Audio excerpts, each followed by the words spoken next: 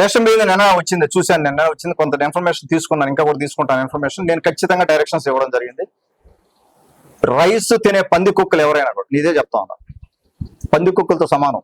పేదల రైసు, పేదలకు సంబంధించిన రైసు ఎమ్మెల్యేస్ పాయింట్ నుంచి కానీ తరలిస్తున్నారంటే రెండు రకాలు ఇక్కడ. ఇదే వాస్తవంగా అసెంబ్లీలో కూడా మాట్లాడడం జరిగింది. మన గౌరవ శాసనసభ్యులు నా మిత్రులే ఒకరు దీని గురించి మాట్లాడడం జరిగింది. పీడిఎస్ రైస్, దీని గురించి నేను అర్థం చేసుకోవడానికి మొదట్లో నాకు ఐడియా లేదు. ఇది ఏంది, ఈ రైస్ ఏంది, రైస్ ఎట్లా అమ్ముతారు, ఈ గోళ ఏంది, నాకు అయితే అర్థమయ్యేది కాదు. ఇదంతా తర్వాత నేను ఎంక్వైరీ చేసిన తర్వాత, ఇప్పుడు మనం రేషన్ షాప్ కి రైస్ ఇస్తారు, ఇన్ని కేజీలు రైస్ ఇస్తారు. ఆ రైస్ ఇచ్చిన తర్వాత కొంతమంది రైస్ తీసుకోరంట. రైస్ తీసుకోకుండా వాళ్ళకి వీళ్ళు రేషన్ డీలర్ డబ్బులు ఇచ్చేస్తారు, డబ్బులకి తీసుకుంటారు.